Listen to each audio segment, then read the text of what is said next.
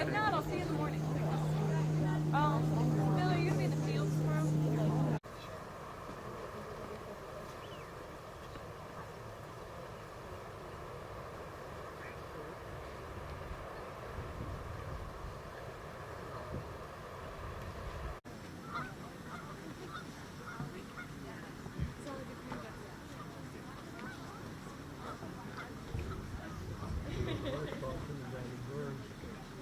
Really close to the top of the ground.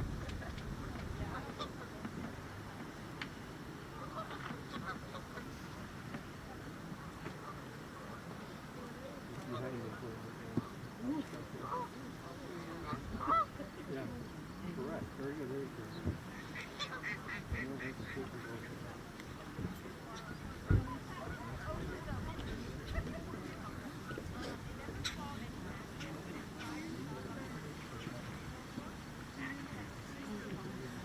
Merlin, going left.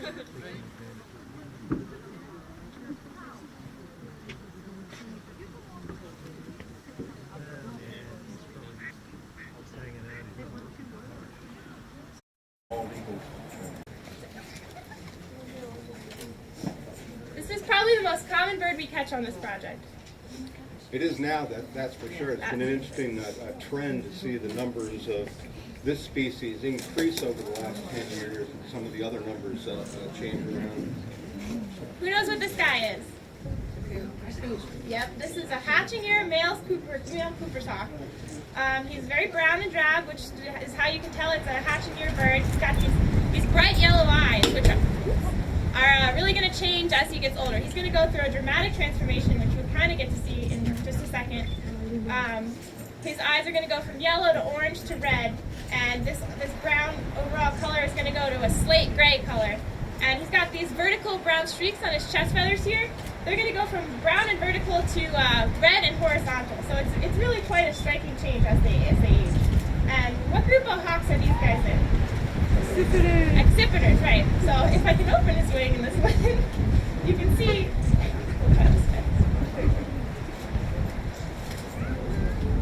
You can see he's got a really broad, or rounded, long wing. And these guys hunt in forested areas, so they use these wings like a paddle, and they can fly super quickly through the underbrush. They've got this really, really long tail with a wide range of motion that they use like a rudder, and this allows them to catch their prey, which is what? Anybody know? Birds, yeah. So these guys are specialists of birds. I mean, they'll take what they can get. They are opportunistic, but they really focus in on birds, and they hunt in the underbrush so they can. You can see if I move his body around, his head stays kind of in one spot. They use that like an image stabilization on a camera. So as they're focusing in on their prey, they can keep their head still while their body's flying around. And these guys actually kill their prey with their feet with these vicious talons they've got down here that I'm keeping carefully away from myself. They've got really long toes that they use to get in under the feathers of their prey so that they can grip them and kill them and basically just poke enough holes in them until they're ready to eat. And they actually, if you can imagine catching something that's struggling and holding it for a long period of time, your muscles are going to get tired. You're not going to be able to hold it for that long. But all birds of prey have this locking mechanism in their talons. It's actually the tendons in their feet. When they close in on their prey, those tendons lock, so they don't have to use their muscles, and they can hold onto the prey without it getting away. Which is why you really don't want it to grab onto your arm, because it's very hard to let go. Does anybody have any questions about this guy?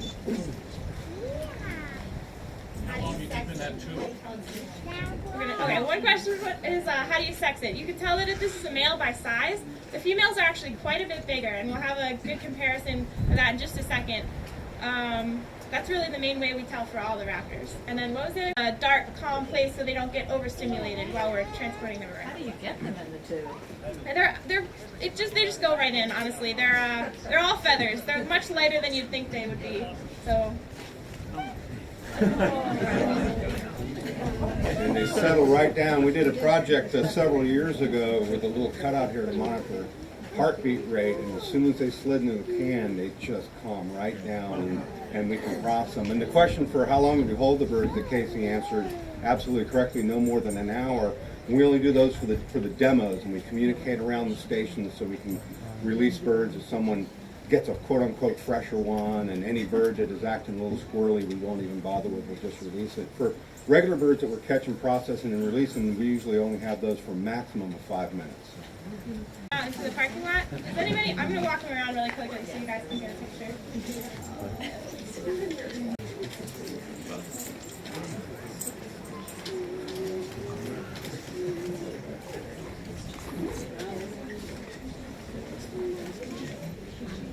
All right, he's gonna go now. Off on migration.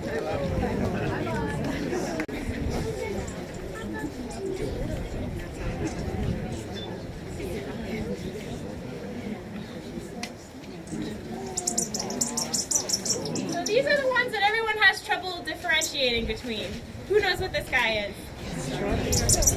This is a male sharp-shinned hawk. So this is the smallest hawk that we band here. You can see that tiny little band. It's actually the same size band that goes on a robin or a cardinal. So just to give you a size comparison. And when you see them in the hand like that, it's really easy to tell the difference between the Coopers and the sharp-shinned. When you see them flying around, it's the one that tricks everyone most of all. But they've got the same kind of plumage, same shape, because they are getting windy. Hang on. You can hold them like an ice cream cone. But they've got that same plumage as the Cooper's hawk. But these guys are a lot smaller, and they do have a really square tail. The Cooper's hawk had a really rounded tail, and that's one of the best features to differentiate between the two is that square tail of the sharp-shinned hawk. And the female would be a little bit bigger than this, but this guy doesn't know how little he is. He will take a stab at pigeons or whatever comes his way. And he'll feed the female in the nest, and if he's not careful, he might be her next meal, because they will definitely go after the males. But they will also go through that change with the eye color and the slate gray plumage and the barring on the breast feathers. And this used to be the most common hawk we caught in this project. We used to get several thousand a year, and now we're lucky to get a couple hundred. And that really has to do with the decline in forested habitat. These are specialist forest hunters, and they really need expansive, unfragmented forest habitat to hunt.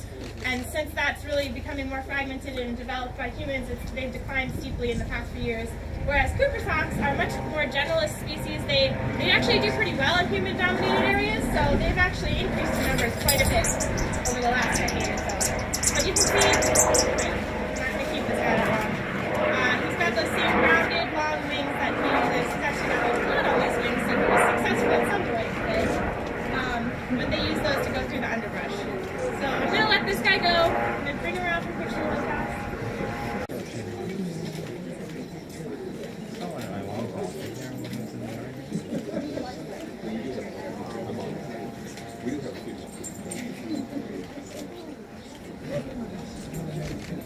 All right, he's gonna go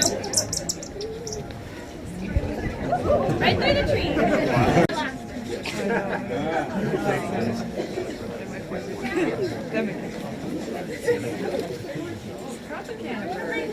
Yeah, we use any cans we could get. So unfortunately, they don't make these plastic ones anymore. They only make them out of cardboard. We make all our own stuff, except for mist nets and the hand tools. We literally basically make everything by hand. Spend hours and hours on it over the course of the year. Yeah, sure. The contract? Yeah. All right, so what about this one? Anyone know? Female Sharpie, yeah. And this one, you can see what I was talking about with the change. This one is this one. But this one's the hatching year, and this one's the after hatching year. The eye slowly changes color, and look at the difference in the color on the back and on the front. We weren't able to call this a second year because we weren't able to find any old hatching year feathers on it, but all the feathers are evenly aged on the wings, so we have to call it an after hatch year as opposed to an after second year or just a second year. So you can see the eye color slowly turning from straw yellow on its way to blood red that they get when they're after second year, but it's not a reliable age character, so we don't use that in aging decipherers. Anybody have any questions about these guys? A lot of them see their first birthday. And they nest here and then that's north of here. And actually, a lot of the birds that we get here, sometimes they'll get in or Smaller caught birds that again. have much bigger clutch sizes of eggs. They'll get caught again north of here actually. So their migration isn't always directly south. They can build back here or go north again, and sometimes they end up just wintering here in north of here. How far north do they go? In the winter, probably not a whole lot farther north than here, but some of them nest up in in the northeast Maine area and like Canada and whatnot. Anything else? You said that the male sharpie is the smallest hawk in the Yes. it is. Where does the kestrel come in? Is that smaller? Right there with it, they just have longer wing cords. The male kestrel and the male sharpie weight oftentimes around the same. But the kestrel has longer wings. And the kestrel gets a little bit of a bigger band as well. Yep. They've got these toothpick legs.